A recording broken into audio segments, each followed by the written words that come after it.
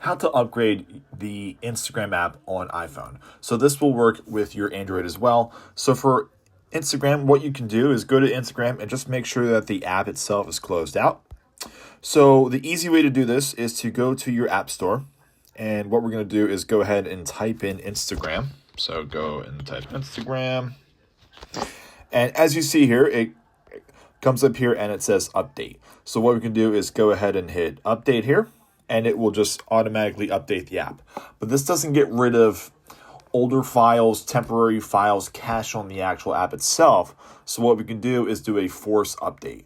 So and this works if you just want the newest feature and if the App Store doesn't say update on it. So what we can do is come out of here, go to your settings, and you want to go to general. And then here you want to go to iPhone storage, and then go ahead and find your Instagram app. So I'm just going to go to my Instagram app, and you're going to offload the app.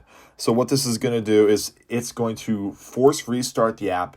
It's not going to log you out. You're not going to get your stuff deleted. It's just going to get rid of temporary files, get rid of the cache, and you'll be able to have the newest version of Instagram there.